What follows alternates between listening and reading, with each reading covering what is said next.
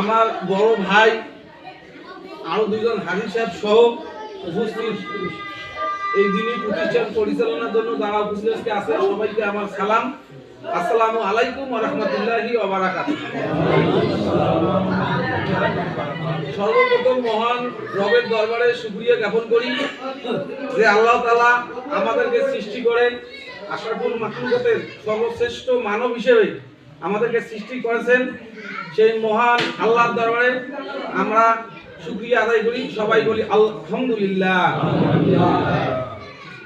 আমরা দরুদ ও সালাম প্রেরণ করি বিশ্ব মানবতার দূত, যেনাকে সৃষ্টি না করলে পৃথিবীর কোনো কিছুই সৃষ্টি হতো না।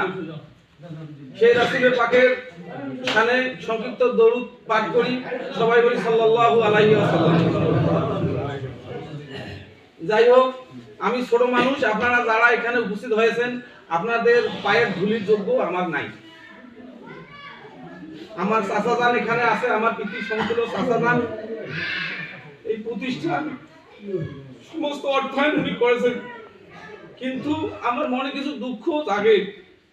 এই প্রতিষ্ঠান তৈরি করার কারণে আমাকে যাওয়ার সম্মান পর্যন্ত উপাধি দিয়েছে।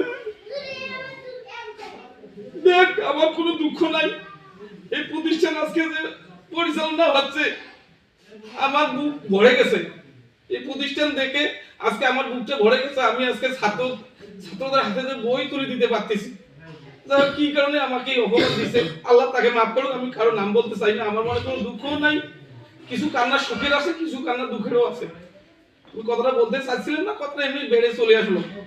কারণ আমার বাবা আছে, মৃত্যুবরণ করেছে, আমার মা আছে, তারপরে আমাকে চার সন্তান উপাধি দেওয়া হয়েছে শুধু কয়েকখানা কাঠের জন্য। আমি কসম আল্লাহর করে বলতেছি, আমার চাচা যে টাকা এখানে দিয়েছে, আমার পেটেও টাকা ঢুকছে, আমি অস্বীকার করবো না। কিন্তু আমার অজান্তে আমি আমার গাড়ির যে তেলটুকু কিনছি সেটা ওই প্রতিষ্ঠানে আমার চাচার টাকা দিয়ে কিনছি, কিন্তু আমি এখান থেকে টাকা নিয়ে যে কোনো ভাত খাইনি। যাই হোক, আমি ওই দিকে আমি যাবো না। আমরা মহল্লাবাসী, এই প্রতিষ্ঠান আমার বাপের না, আমার চাচারও না। উনি কোনদিন বলেও নেই যে এটা আমার প্রতিষ্ঠান। আমি ওনাকে যেভাবে পারি কনভিন্স করছি, 10 টাকা হোক 5 টাকা হোক আনছি, উনি দান করছেন। প্রতিষ্ঠান ইনশাআল্লাহ স্বাবলম্বী হয়ে গেছে, দাঁড় হয়ে গেছে। তখন আপনাদের কাছে আমার অনুরোধ, আপনারা বাচ্চা দিবেন এই প্রতিষ্ঠানে, এইটুকুই আমার অনুরোধ। আপনাদের বাচ্চা দেওয়ার পরে যদি বাচ্চা এখান থেকে শিক্ষিত না হয়, স্বশিক্ষায় শিক্ষা